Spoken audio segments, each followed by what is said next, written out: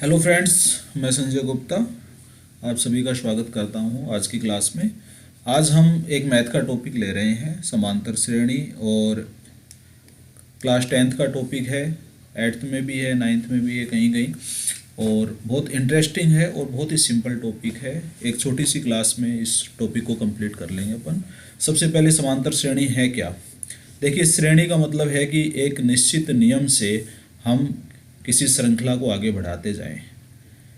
अब जैसे ये एक सीढ़ी है, इसमें ये आपके स्टेप बाय स्टेप जैसे जैसे हम आगे बढ़ेंगे, हम क्या देख रहे हैं कि जो ऊंचाई है वो लगातार बढ़ रही है।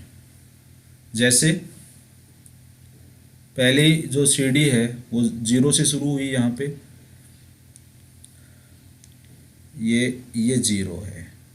उसके बाद में पहली स्टेप आ गई 5, फिर इसमें हमने +5 किया, ये आ गया 10, फिर +5 किया, ये आ गया 15, फिर +5 किया, ये आ गया 20, फिर +5 किया, ये आ गया 25। तो ये एक समांतर श्रेणी इसको हम कह सकते हैं, क्योंकि अंतर समान है। 5 और 10 के बीच में जो डिफरेंस है वो 5 का है। 10 और 15 के बीच में ये भी 5 का, ये भी 5 का, ये भी 5 का और ये भी 5 का। अब इस श्रेणी को हम समझें तो ये एक समान अंतर श्रेणी है। समान है क्या इसमें? अंतर। और दोनों को मिलाकर के हमने इसको बना दिया समांतर श्रेणी। समांतर श्रेणी। तो समांतर श्रेणी में हम क्या देख रहे हैं, जैसे मैंने यहाँ पर एक एग्जाम्पल और बनाया है। पहला पद a है, दूसरा पद a + d। d क्या है यहाँ पे? d से हमारा मतलब रहेगा सार्व अंतर। सार्व अंतर। फिर सार्व अंतर एक बार और जुड़ा, a + 2d। फिर एक बार d को और लिया हमने, a + 3d। फिर एक बार d को और शामिल किया, a + 4d। तो a1 का मतलब है पहला पद। पहला पद है a, इसको मैं यहाँ पे नोट कर लेता हूँ। प्रथम पद यानी कि फर्स्ट टर्म वो है आपकी a। द्वितीय या सेकंड टर्म जो है, द्वितीय पद, वो है आपका a + d, यानी ये a1 हो गया, ये आपका हो गया a2। इसके बाद में थर्ड टर्म वो हो जाएगा a + 2d, यानी कि ये हो गया a3। इसी तरह से यदि इस क्रम को हम बढ़ाएं तो a + n-1 × d, ये हो जाएगा आपका an, यानी nवां टर्म। तो यहाँ से अपना पहला फॉर्मूला बन जाता है समांतर श्रेणी का Tn। इसको हम Tn कहते हैं। Tn बराबर a + n-1 × d। a क्या है? फर्स्ट टर्म, प्रथम पद। d क्या है? कॉमन डिफरेंस या सार्व अंतर। कॉमन डिफरेंस या सार्व अंतर। nवां पद आप ज्ञात करना चाहते हैं। जैसे हम उदाहरण लें कि हमारे पास में एक श्रेणी है। हम एक उदाहरण ले लेते हैं। जैसे आपके पास में एक समांतर श्रेणी है 7, 10, 13। इसका 50वां पद क्या होगा? T50। तो आप सबसे पहले क्या देखेंगे? a कितना है आपका? a है 7। d कितना है? किन्हीं भी दो को आपस में घटा दीजिए। चाहे 10 में से 7 को घटाएं तो भी 3 आएगा, 13 में से 10 को घटाएं तो भी 3 आएगा। तो d हो गया आपका 3। अब T50 बराबर a + 49d। a की वैल्यू यहाँ पे हम पुट कर देते हैं 7 + 49 × d, यानी कि 3। और ये हो गया 7 + 3 9 = 27 और ये हो गया आपका 147। और ये आपका जुड़ जाएगा 154। तो ये समांतर श्रेणी का nवां पद Tn बराबर a plus n minus 1 into D. चलिए इसके बाद में इसके आगे का अपन टॉपिक ले लेते हैं कि समांतर श्रेणी के n पदों का योग कैसे ज्ञात करें।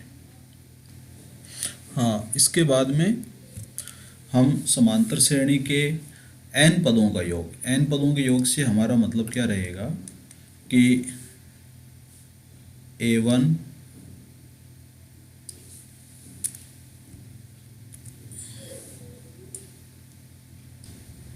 हाँ, इसके बाद में समांतर श्रेणी के n पदों का योग, इसके लिए हमारे पास फॉर्मूला रहेगा Sn equal to n/2 a plus l,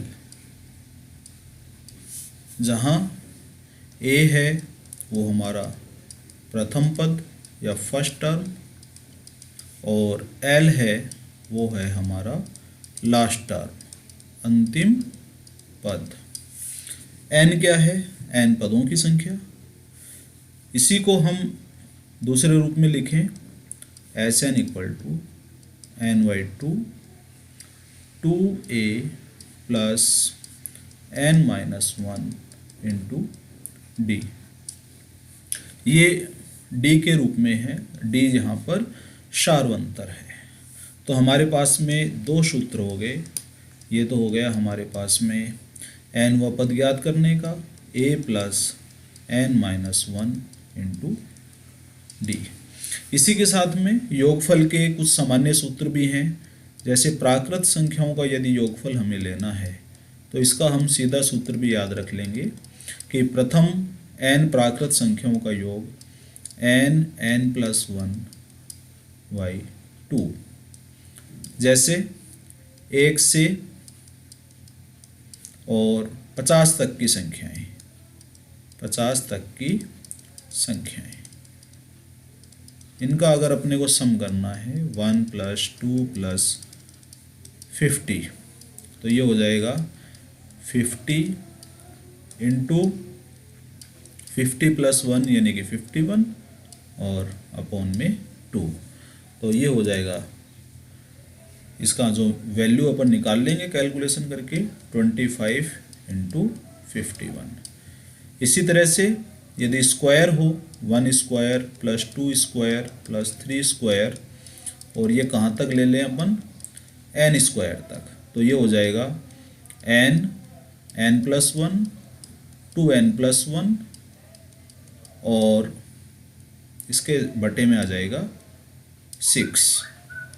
इसी तरह से यदि क्यूब है 1 cube plus 2 cube plus 3 cube, और ये n क्यूब है, यानी जैसे 50 के घन तक का आपको योग ज्ञात करना है, 10 तक के घन का योग ज्ञात करना है, तो बिल्कुल सिंपल है n स्क्वायर n प्लस 1 का होल स्क्वायर और अपॉन 4।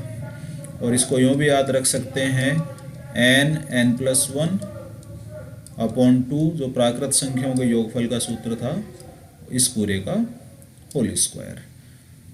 तो ये सामान्य सूत्र हो गए हमारे समांतर श्रेणी के।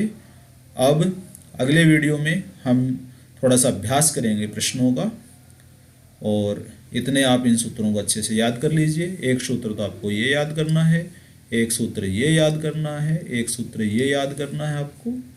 इसी तरह से ये प्रथम n प्राकृत संख्याओं के योगफल का सूत्र हो गया, ये प्रथम n वर्गों के योग का सूत्र हो गया, ये प्रथम n घनों के योग का सूत्र हो गया। तो अगला वीडियो इसके साथ ही बना रहा हूँ मैं, उसमें हम प्रश्नों का अभ्यास करेंगे। धन्यवाद।